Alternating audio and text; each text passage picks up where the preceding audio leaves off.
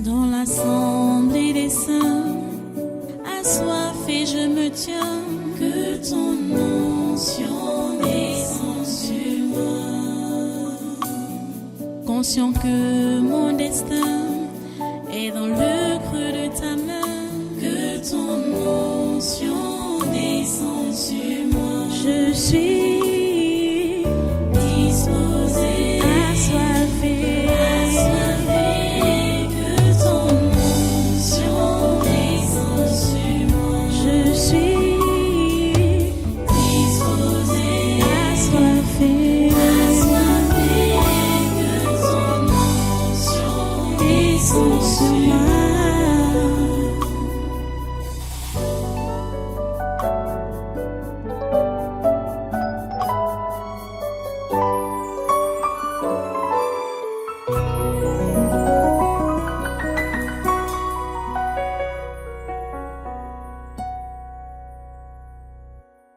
Alléluia. Merci Jésus pour tout ce que tu fais. Nous te faisons confiance, effectivement. Tu n'as jamais échoué. À toi toute la gloire et tous les honneurs. Alléluia. Adorez son nom. Il est digne de confiance. Adorez son nom. Élevez vos voix, adorez son nom. Il est digne de confiance, digne d'adoration. Seigneur, nous te faisons confiance. À toi la gloire, grand Dieu. C'est toi qui es Dieu.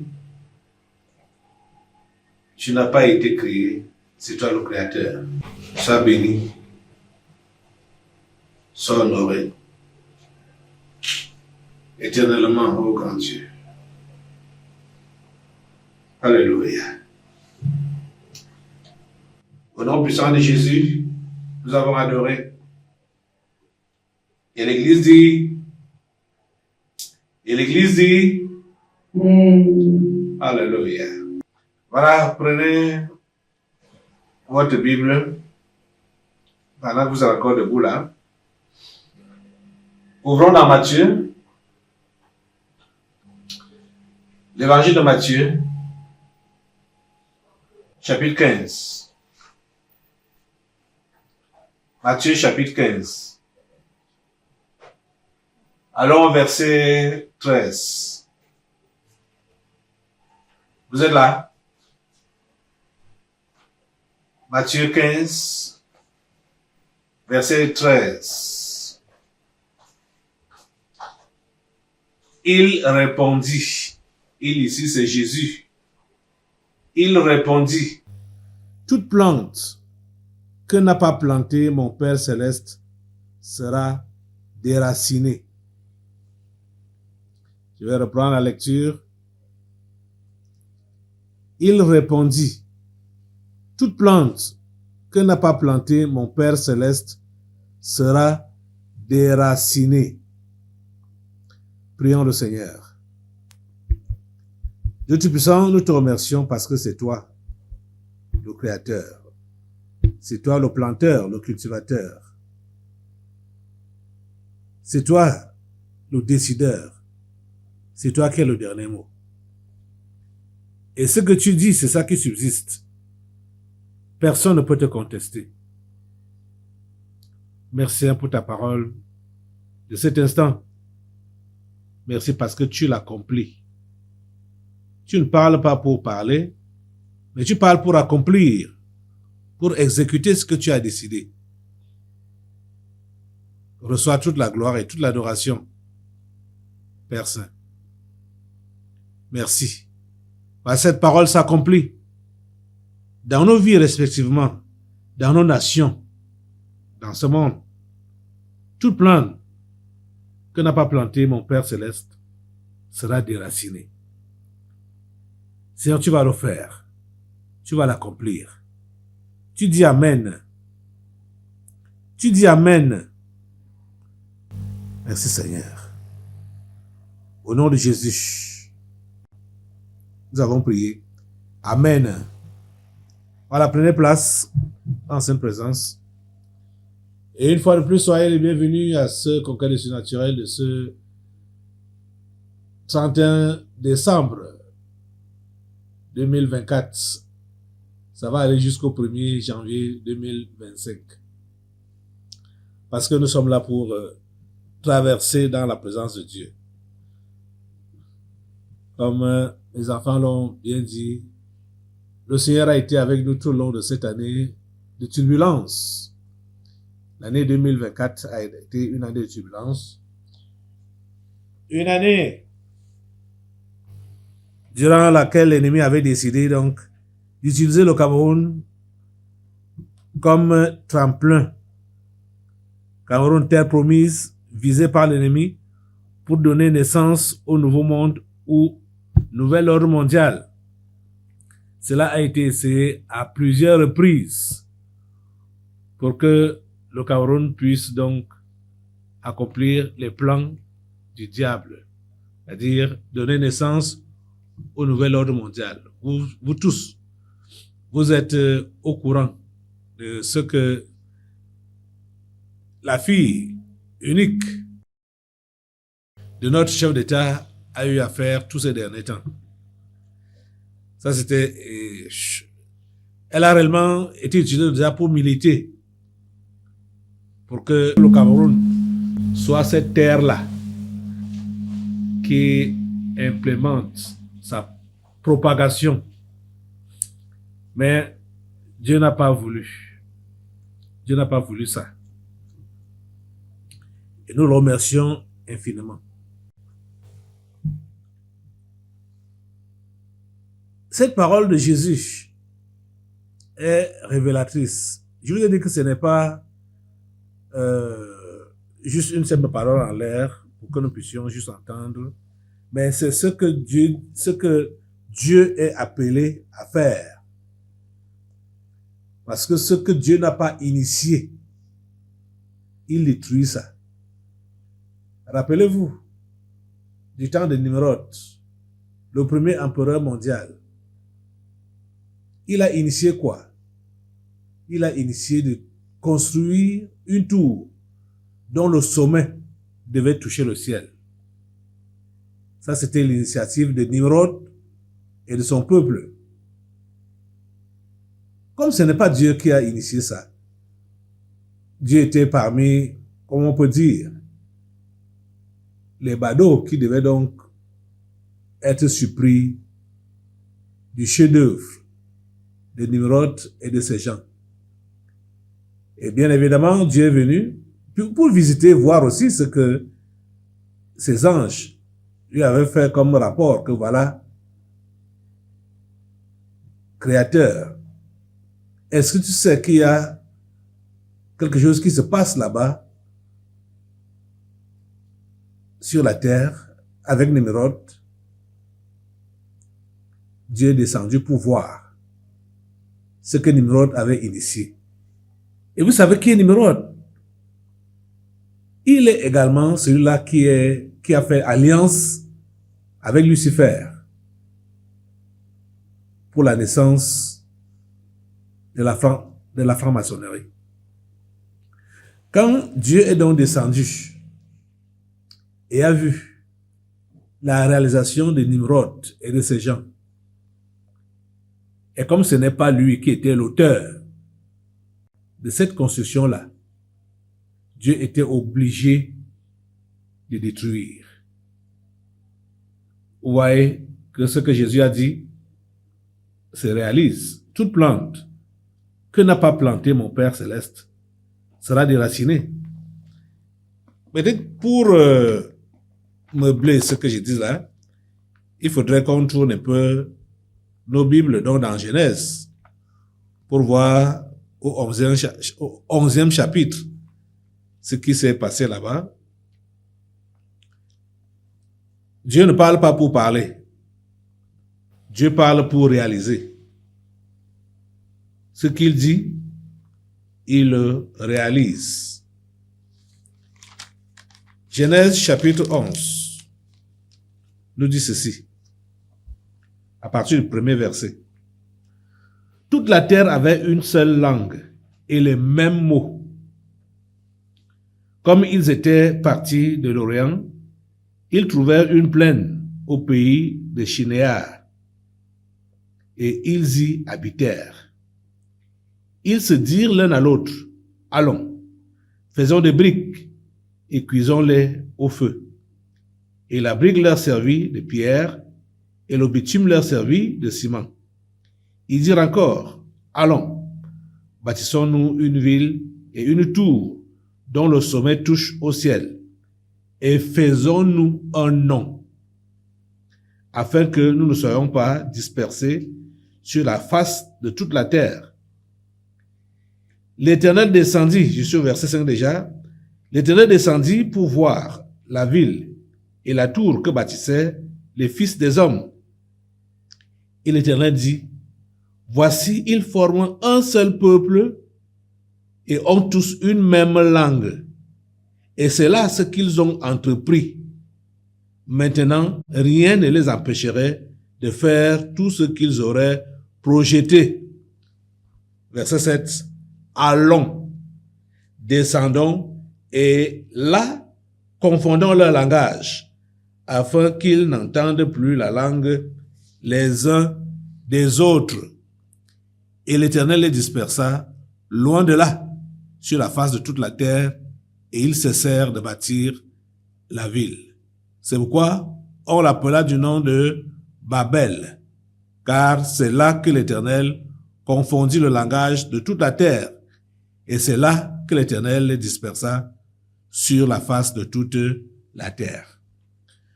Ouais, donc Dieu ne blague pas. Ce qui n'a pas initié, il ne supporte pas ça. Vous pouvez donc comprendre pourquoi certains d'entre vous là, vous vous dites que vous êtes ses enfants. Vous avez initié certaines choses qui n'ont pas marché, qui n'ont pas prospéré. Pourquoi? C'est parce que ce n'est pas Dieu qui vous a dit de faire ça. Ce que Dieu n'a pas initié, il est obligé de détruire cela, surtout quand cela veut le rivaliser. Et on voit que le peuple de Nimrod, on peut l'appeler comme ça, voulait rivaliser Dieu. Et c'est ce défi-là que les hommes ont continué à pratiquer jusqu'à présent. Le défi de rivaliser Dieu, défier Dieu, de s'engager dans des réalisations qui vont choquer Dieu en quelque sorte. Mais Dieu ne se laisse pas faire parce que il n'est pas de chair. Il n'a pas été fabriqué, il n'a pas été créé. C'est lui qui a tout créé. C'est lui qui a tout fait. Donc quand il n'a pas initié quelque chose, même si c'est son enfant chéri là, tu peux être son enfant chéri, son enfant bien-aimé. Mais quand ce n'est pas lui qui t'a demandé de faire ce que tu as entrepris là, sois sûr que ce sera détruit. N'en parlons donc pas de ceux-là qui s'érigent en ses ennemis ou ses adversaires et qui s'engagent donc à faire des choses par leur propre initiative ou par défi. Leurs réalisations ne peuvent pas subsister. Ça ne peut pas résister à la colère de Dieu. Toute plante que mon Père céleste n'a pas plantée sera déracinée. Nous sommes à la fin de l'année 2024 et le bouclage de cette année a bouclé aussi un certain nombre d'années derrière toi. Tu as quel âge aujourd'hui? Et qu'est-ce que tu as eu à faire dans le passé ou pendant ce temps? Qu'est-ce que tu as eu à réaliser? Ou qu'est-ce que tu es en train de réaliser? Qu'est-ce que tu es en train de faire? Qu'est-ce qui se fait dans ta vie à l'heure actuelle où nous parlons? En termes clairs. Qu'est-ce que tu as planté dans ta vie? Ou qu'est-ce qui s'est planté dans ta vie? Ou qu'est-ce qu'on a planté dans ta vie? On peut être soit victime, c'est-à-dire qu'on a planté ça dans notre vie, ou bien on peut être auteur, que c'est nous-mêmes qui avons planté cela dans notre vie. Mais si ce n'est pas Dieu qui a planté ça dans ta vie, ça doit être déraciné. Ça doit être déraciné. Nous sommes à quelques secondes pour boucler cette année 2024. Toute plante que le Père Céleste n'a pas plantée, dans ta vie là, elle doit être déracinée. Tu m'entends? Je n'entends pas ton amen. Hein? Toute plante que mon Père Céleste n'a pas plantée doit être déracinée. Ceci s'applique dans nos vies individuelles. Ceci s'applique dans nos familles, dans nos maisons. Ceci s'applique dans nos nations. Ceci s'applique également dans ce monde. Ce que le Père Céleste n'a pas planté doit être déraciné. Comme on n'a pas sa sagesse, ou je veux dire sa connaissance, sa science, pour tout savoir ou tout connaître. On ne peut pas savoir, moi particulièrement, je ne peux pas savoir ce qui a été planté dans ta vie, ce qui a été planté dans vos vies, ce qui a été planté dans votre nation. Je ne peux pas le savoir. Mais Dieu sait que ce avec quoi tu évolues là, c'est pas lui qui a initié ça. Et aujourd'hui, la promesse est claire, que cela doit être déraciné. Ça doit être déraciné. Depuis quand est-ce que tu traînes cette affaire? Parce qu'il y a certaines plantes qu'on a déjà identifiées dans notre vie, et c'est que c'est la raison pour laquelle certains sont même venus ici aujourd'hui pour traverser. Ils s'attendent à ce que Dieu puisse déraciner certaines choses qui sont dans leur vie. Peut-être c'est un cancer, peut-être c'est une malédiction. Toi seul, tu sais ce que tu as remarqué, tu as constaté que c'est vraiment planté en toi et tu aimerais t'en débarrasser. Tu as aujourd'hui la promesse de Dieu lui-même ou la promesse de Jésus qui te dit donc que comme ce n'est pas Dieu le Père Céleste qui a planté ça dans ta vie, ça doit être déraciné. Il faut seulement que tu sois d'accord. Il faut que tu sois d'accord, que tu dises Amen, et tu verras comment les anges de Dieu vont s'occuper de déraciner cette plante-là. Peu importe le nombre de temps que ça a déjà passé dans ton corps, ou dans ta vie, ou dans ta maison, ou dans ta famille, peu importe le nombre de temps que ça a passé, si ça n'a pas été planté par Dieu, ça doit être déraciné. Es-tu d'accord? Es-tu d'accord? J'aimerais que tu puisses essayer de voir. Qu'est-ce que tu traînes là? Que tu as remarqué que ça te gêne. Donc, une plante qui te gêne, dans ta marche, dans ton évolution, dans ta vie. Et tu as commencé à faire avec. Oui, tu as commencé à faire avec, à supporter. Et pour ceux qui ne font même pas avec, tu as commencé même à murmurer contre Dieu, pensant même que c'est Dieu qui a mis ça dans ton corps ou dans ta vie, ou qui a mis ça sur ton chemin. Et tu commences à murmurer, à te plaindre. Que Dieu regarde ma vie, regarde ce que tu m'as fait, regarde. Non.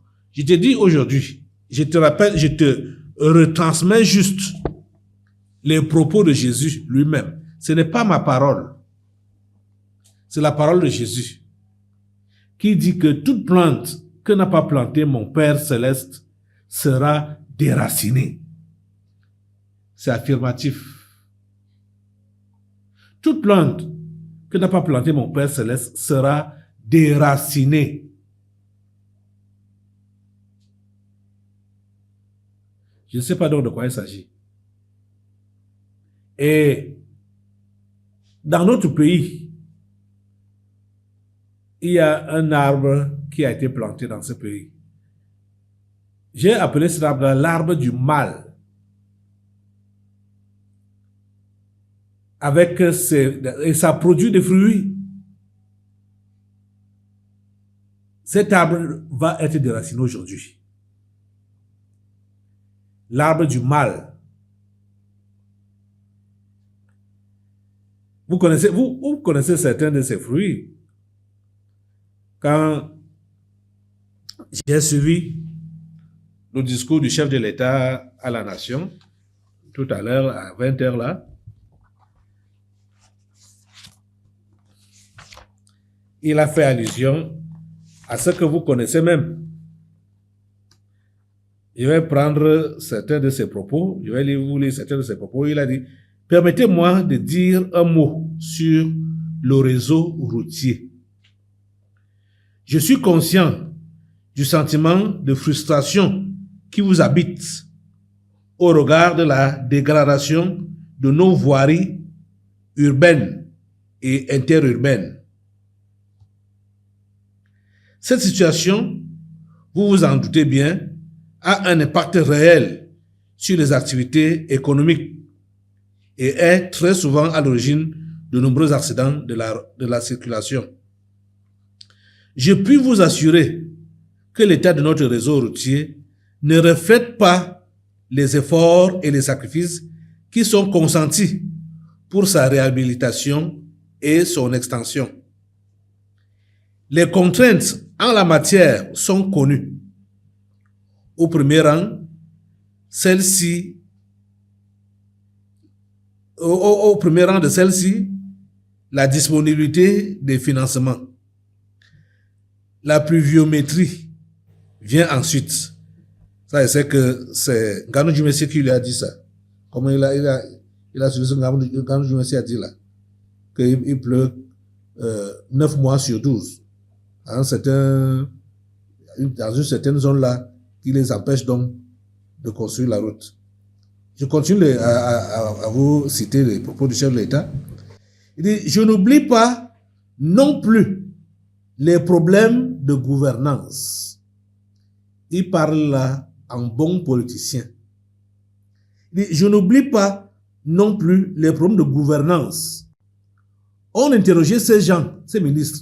On a interrogé notamment Nganou Djumessi par rapport à sa gouvernance concernant la construction des routes. Lui, il a donné des fausses raisons. Mais ici, le chef de l'État nous fait comprendre que la malgouvernance est aussi à l'origine de ce que nous connaissons tous. Les voies urbaines comme les autres voies. Et l'autre, Momo, Jean de Dieu, lui, il a dit qu'il n'y a même pas de trou à Yaoundé et pas de poubelle, pas de saleté. La ville est propre. Il dit, je n'oublie pas non plus les problèmes de gouvernance qui nécessite assurément des mesures fermes et diligentes. Et il a dit, j'y veillerai. Je crois que ce sera la première fois qu'on va présenter le discours du chef de l'État à Dieu en assemblée pour lui dire que Seigneur permet que tout ce que cet homme a dit là, cela se réalise, se concrétise. Le problème de gouvernance, le Cameroun souffre beaucoup de la malgouvernance.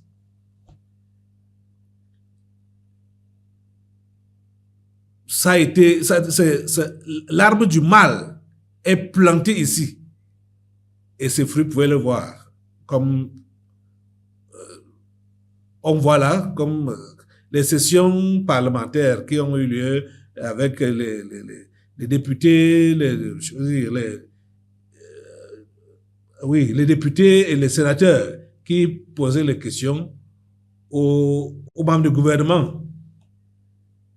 Ça montre clairement que le pays, le Cameroun, souffre beaucoup de la malgouvernance.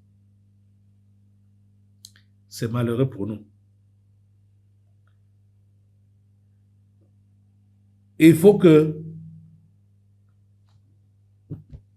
tout ce que notre Père Céleste n'a pas planté comme arbre dans cette nation soit déraciné. Ce gouvernement du 4 janvier 2019, c'est l'ivraie, c'est la mauvaise semence. Et l'arbre du mal là, a des fruits comme les Ganou Djoumessi comme ça là, comme les Atangadji. Ah, c'est des mauvais fruits, des fruits du mal. Tout cela doit tomber au nom de Jésus. Vous êtes d'accord avec moi? C'est mieux qu'on commence par nos propres vies d'abord, avant d'attaquer pour la nation et pour le monde. C'est pourquoi je vais te demander de faire un regard introspectif là, en toi-même. Voir ce qui n'a pas été planté par le Père Céleste dans ta vie. Et demander à Dieu de déraciner cela. D'enlever cela. Tu es d'accord? Tu es d'accord? Mets-toi debout. Je ne vais pas beaucoup parler. Ça suffit comme ça. Mets-toi debout. Et fais un regard introspectif là pour voir ces différentes choses qui ont été plantées dans ta vie. Ça n'a pas été planté par Dieu, bien sûr. Peut-être ce n'est pas tes exercices familiers. Peut-être tu as trouvé ça dans ta famille.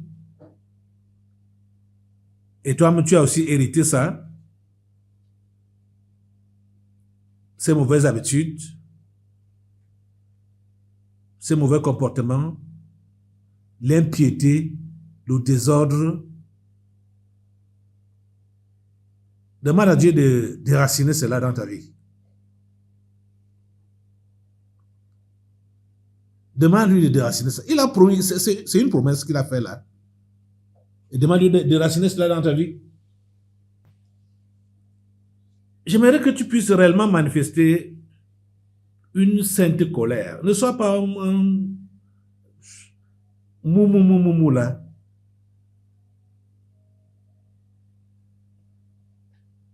Manifeste une sainte colère pour déraciner cet arbre du mal là dans ta vie. Déracine cela.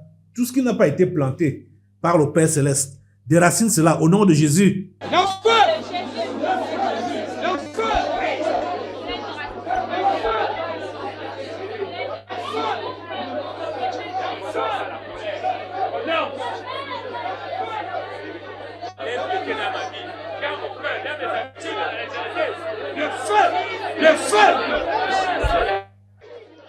Déraciner!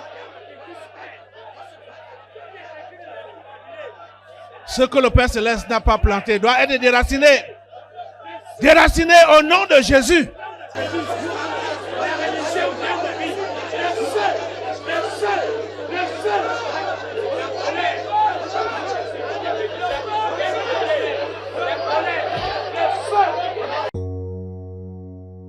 Dans l'assemblée des saints, assoiffé je me tiens, que ton onction descende sur moi. Conscient que mon destin est dans le creux de ta main, que ton onction descende sur moi. Je suis disposé, assoiffé, que ton onction descende sur moi. Je suis disposé, assoiffé, que ton onction descende sur moi.